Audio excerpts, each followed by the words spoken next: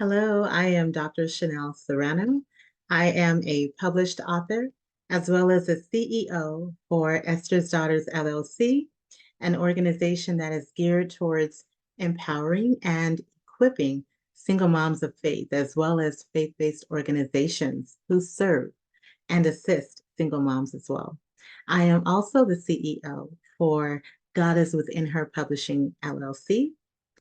I am also the blog content creator for Doing Life with Christ, as well as I am a leader in the helping profession. And so, which is actually why I am joining you today. March is not only for Women's History Month, which is amazing in and of itself, but for those of you who are in the helping profession and in particular social work, you will know that March is the month of social worker appreciation. And so, even though we should be appreciating our social workers every single day of the year because they do so much. And I know that I can definitely speak to that because being in the helping profession now for 27 years, I have served in the capacity of social work in various settings, from nonprofit, private, to the governmental sector, as well as working with children who were in foster care. Um, in addition to, as a social worker with the Adult Day Healthcare Center system and state hospitals as well.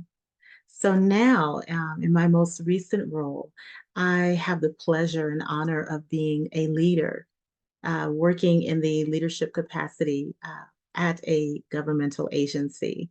And so, anyone who knows me knows that I am a social worker at heart and believe in the importance of helping others as well as empowerment of those in our community who need some additional assistance.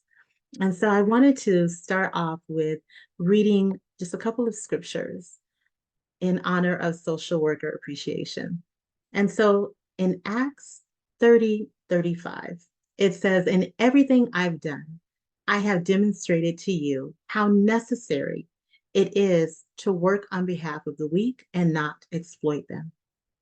Proverbs 11:25, the one who blesses others is abundantly blessed. Those who help others are helped. And so, a couple of tips for my fellow social workers. Number one, engage in self care, especially because oftentimes we fall into compassion fatigue, burnout, stress, etc. It is important that you are engaging in self care.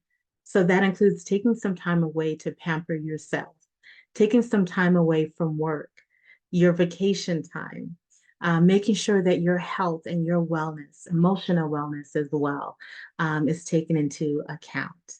Wanting to make sure too that you are sleeping well, eating properly, and have an exercise regimen. But again, making sure that you have that time to relax and to get away and set boundaries around that as well. Another important thing for social workers is personal growth. And this also goes for leaders too. As social workers, it is important that you're continuing to learn, you're continuing to grow, not only about yourself and engaging in professional development, but it's also very important to get to learn the demographic, the individuals whom you serve. As we know that as time changes, right, and as the years go on, that the needs of the individuals we serve can oftentimes change a bit. And so, wanting to make sure that we are continuously meeting the needs of our clients or customers, some refer to as consumers, but the individuals whom we serve.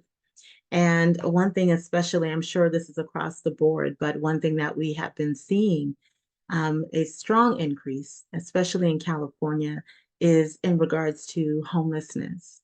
And so, wanting to encourage social workers to, again, engage in self care, but to also learn about this demographic, understanding the very unique needs, chronic homelessness, as opposed to those who may be at risk for homelessness. So, just a couple of things and examples of what it means to truly delve into the demographic that you serve, and also be familiar with their very specific needs and how they change. As leaders, give opportunities for your social workers, your staff to grow.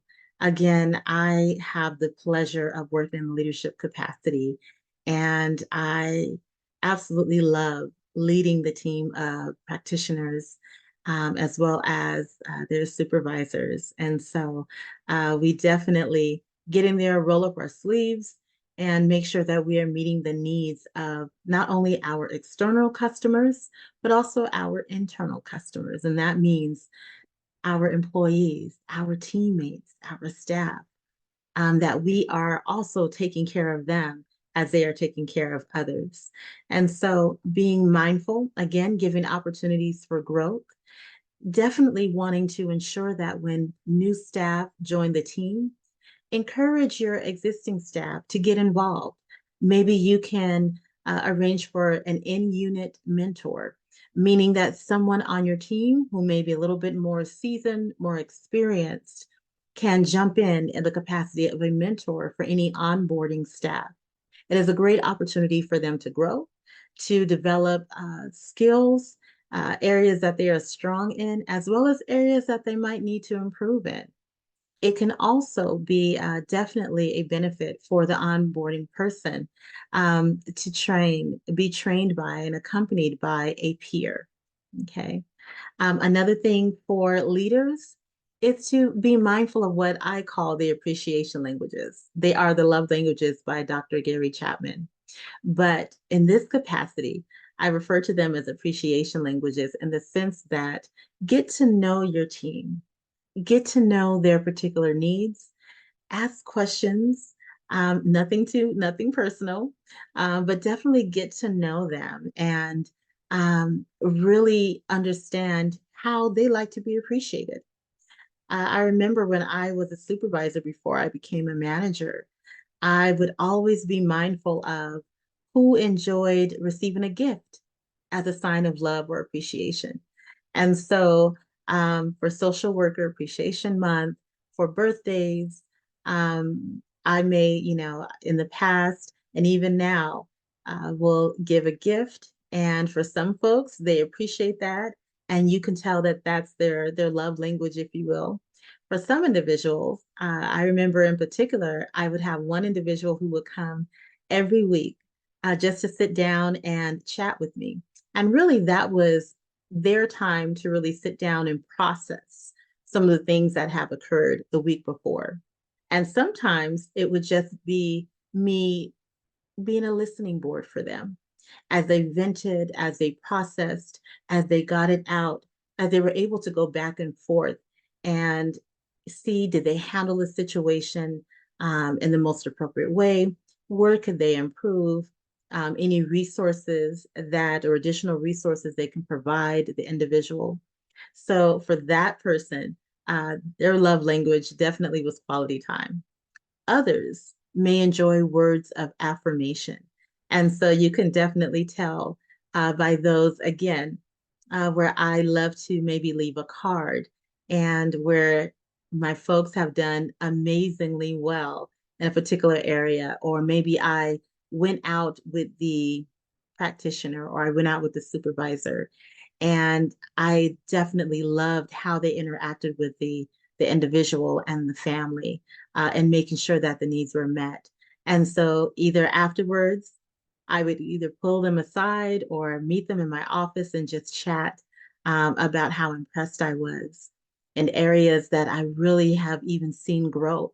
And if I didn't get a chance to talk to them right away, I would send them a card, just letting them know of how impressed I was and encouraging them and saying, you really did a good job here. I appreciated how you handled that situation. I know that was a very challenging situation, but you jumped right in and you resolved the issue. And so, again, getting to know as leaders, getting to know your social workers, making sure that they feel appreciated and that they feel encouraged and they're being given opportunities for growth because it's not about remaining stagnant. but it's about encouraging our folks to move forward, to grow, also to grow into positions of leadership. That is one of the goals as leaders, is to equip the next generation of leaders. So I hope this was helpful for you. And again, to all of my fellow social workers, definitely happy Social Work Appreciation Month. And it's a pleasure working amongst all of you. And remember, take care of yourselves. I'm Dr. Chanel Serrano, and until next time, be blessed.